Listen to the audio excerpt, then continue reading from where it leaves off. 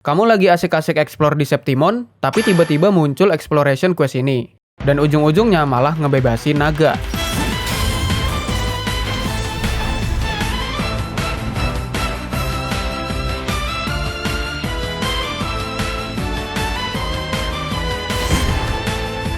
Tapi sebelum kita bahas lore apa sih yang sebenarnya ingin disampaikan dari quest ini, aku mau nanya.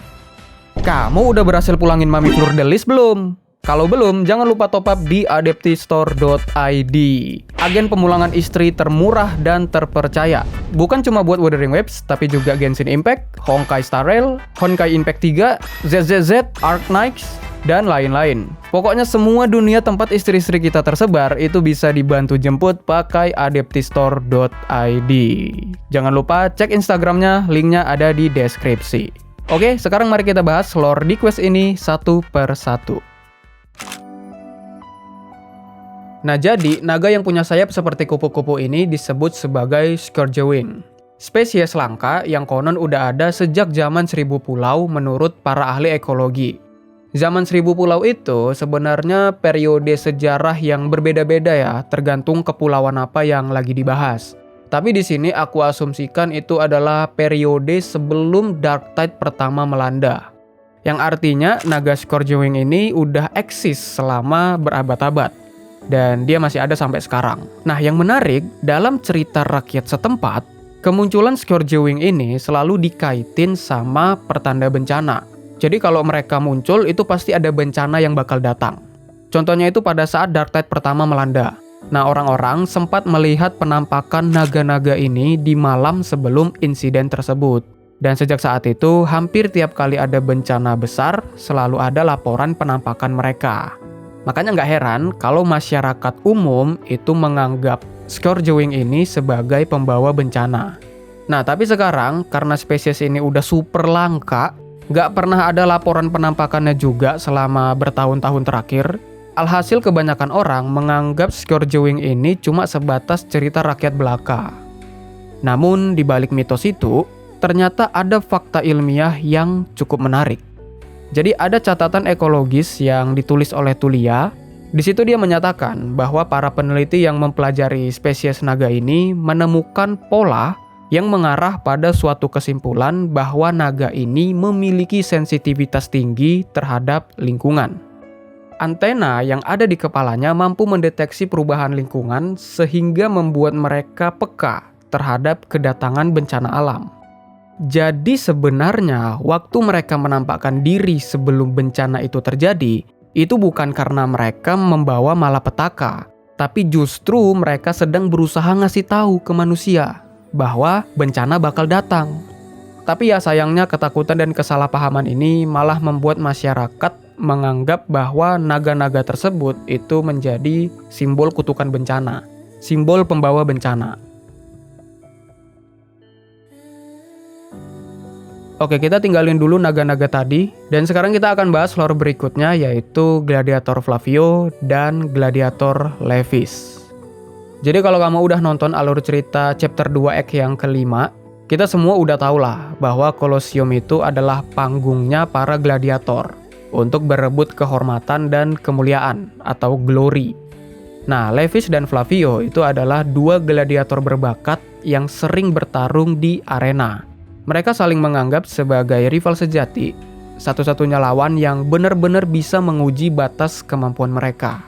Pertarungan mereka selalu sengit, selalu memukau penonton, selalu memantik semangat juang, dan keduanya pun punya mimpi untuk suatu hari nanti berdiri sebagai juara, mengukir sejarah glory di Septimon. Namun, mimpi itu hancur pada malam sebelum pertandingan final.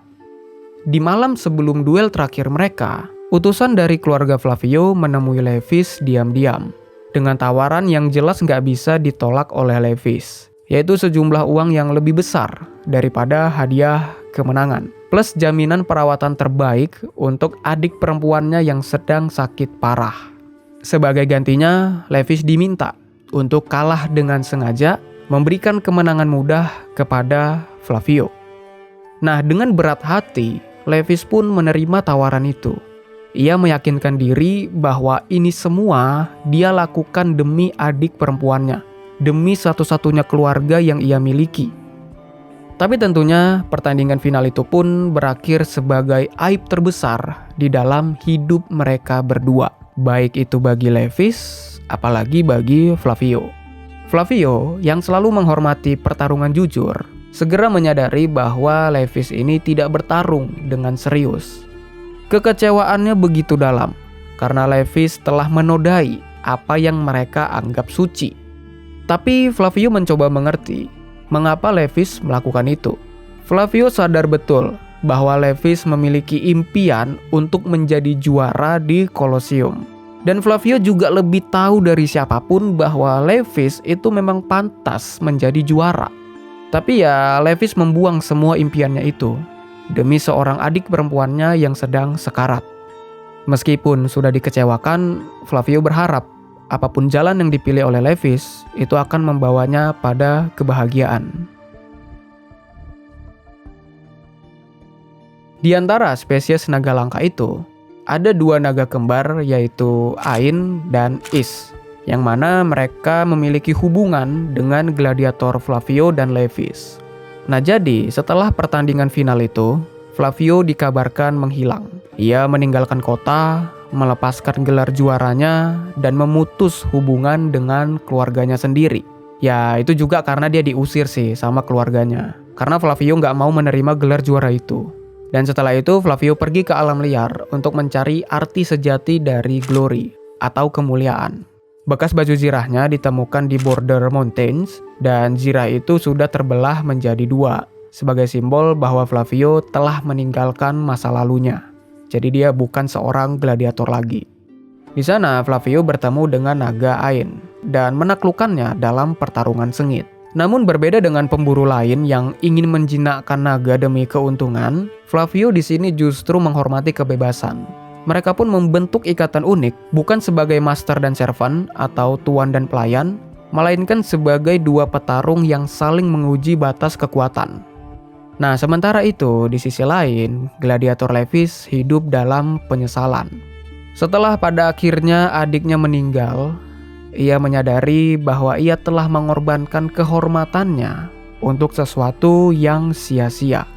Ia pun memutuskan untuk mencari Flavio untuk menebus kesalahannya dengan memberikannya duel yang sesungguhnya. Levis mengikuti jejak Flavio ke Border Mountains karena dia mendengar kabar tentang seseorang yang menaklukkan naga Scourgewing. Namun dalam pencariannya, yang dia temukan bukanlah Flavio, melainkan naga Ain yang sedang terperangkap oleh jebakan sekelompok pemburu. Levis pun bertarung dengan para pemburu itu. Meski terluka parah, tapi dia berhasil mengalahkan dan mengusir mereka. Setelah itu, dia mencoba membebaskan Ain, tapi sayangnya dia tidak mampu menyelesaikannya karena dia sedang terluka parah. Dan tiba-tiba dia mendengar suara aneh. Setelah diperiksa, ternyata itu adalah bencana Dark Tide yang melanda, yang membuat mereka terjebak di dalam tempat ini.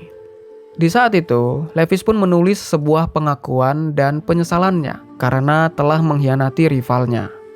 Catatan itu ditutup dengan harapan bahwa Flavio bisa menemukan makna glory yang pantas dia terima. Dia kemudian memberikan catatan itu pada naga Ain supaya catatan itu tetap terjaga. Dengan kata lain, Scourgewing Ain inilah yang menjadi saksi terakhir dari pengakuan dan penyesalannya Levis. Nah, seiring berjalannya waktu, di saat-saat terakhirnya, Levis mulai berhalusinasi. Ia seolah-olah melihat Flavio ada di depannya dan kemudian menantangnya duel untuk menebus kesalahannya di masa lalu. Levis kemudian meninggal dengan anggun, seolah-olah ia menemukan kedamaian, meskipun itu hanya ilusi. Tapi ya setidaknya dia merasa damailah di detik-detik terakhirnya.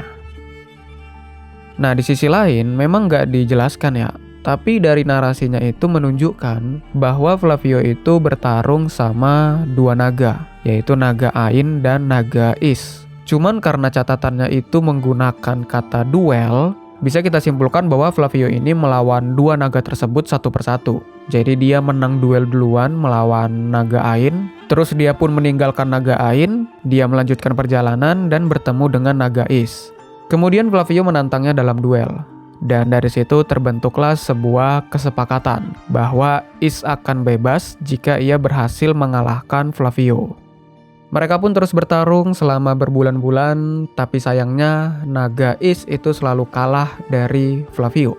Suatu ketika mereka pun pergi menjelajah alam liar bersama dan menemukan menara pengawas di pesisir, yang pada saat itu dijaga oleh Arsid, seorang bloom bearer dari Black Source. Jadi Arsid ini bertugas untuk mengawasi bencana yang akan datang dan memperingati seluruh Septimon. Nah, sejak mereka mendatangi menara pengawas itu, naga Is masih sering menantang Flavio untuk duel demi mencari kebebasannya. Tapi ya, Is masih selalu kalah. Seiring berjalannya waktu, karena mereka sering menghabiskan waktu bersama, mereka bertiga pun akhirnya menjadi sahabat. Walaupun persahabatan itu berakhir dengan singkat. Karena di suatu hari, wabah Tessed Discords menyerang sebuah desa. Arsid dan Flavio berusaha keras untuk menyelamatkan warga, namun sayangnya Arsid tewas di dalam tragedi itu. Memang Arsid di situ sudah tidak mampu lagi untuk berbicara, tapi ketika Flavio menerima Black Bloom pemberiannya, Arsid tersenyum selayaknya pahlawan. Yang Flavio pahami bahwa Arsid mungkin meninggal di dalam glory atau kemuliaan, dan tanpa penyesalan. Termotivasi oleh aksi heroik Arsid untuk memahami makna glory sejati yang selama ini tidak pernah ia dapatkan karena rivalnya telah berkhianat, Flavio pun memutuskan untuk mengambil alih tugasnya Arsid di menara pengawas. Suatu ketika, saat utusan Black Source datang untuk memeriksa, Flavio pun memberitahunya tentang kematian Arsid dan menyatakan ingin menggantikannya. Jadi mulai dari sini, Flavio menjadi bagian dari Black Source. Nggak tahu sih secara resmi atau tidak ya. Nah, di suatu hari, naga Is itu merasakan sesuatu yang aneh. Dan Flavio bisa memahami kegelisahannya itu, yang menjadi pertanda bahwa bencana akan datang. Tapi, kali ini ancamannya berbeda. Gak lama kemudian, Flavio melihat kabut hitam di Cakrawala. Fenomena Waveworn yang belum pernah dia lihat sebelumnya, yaitu Dark Tide. Semua pertahanan udah dia coba, tapi semuanya itu gagal. Namun dia berhasil membunyikan alarm tepat waktu. Meskipun dia kehilangan salah satu lengannya, akibat bersentuhan dengan Dark Tide. Nah, ketika dia kembali ke menara, di situ Flavio sudah menyerah sebenarnya. Di situ dia merasa lega dan berterima kasih kepada Naga Is. Setelah semua keseruan pertarungannya dengan Naga Is, akhirnya semuanya berakhir. Akhirnya Naga Is bisa mendapatkan kebebasannya karena kesepakatannya atau perjanjiannya dibatalkan. Dan dia pun menyuruh Is pergi sebelum Dark Tide tiba. Sedangkan Flavio akan tinggal di sini untuk mengirim data pengamatan ini ke sistem Tethys. Tapi ya Naga Is menolak. Seolah-olah dia tidak ingin meninggalkan Flavio sendirian. Melihat tindakannya itu, Flavio pun teringat pada Arsid yang tersenyum saat meninggal. Flavio akhirnya menyadari dan mengerti bahwa kemuliaan sejati yang dia cari selama ini adalah ketika di dalam pengorbanannya ada yang bersedia untuk menyaksikan akhir hidupnya. Itulah glory sejati yang pantas diterima oleh Flavio. Naga Is tetap berada di samping Flavio. Dia menjaga Black Bloom tersebut yang menjadi kenang-kenangan yang ditinggalkan oleh Arsid dan Flavio. Naga Is tetap berada di menara itu sampai akhirnya Dark Tide tiba dan mengikatnya erat di menara itu. Dan disinilah kita sekarang. Rover yang sedang menjelajahi alam liar Septimon tiba-tiba mendengar raungan naga Ain. Karena penasaran, dia pun memutuskan untuk memeriksanya. Dan kemudian, karena melihat naga tersebut terikat, Rover pun membebaskannya. Tapi nggak lama setelah naga itu terbang, muncul seorang ekologis bernama Tulia yang langsung menghampiri lokasi setelah melihat naga tersebut terbang.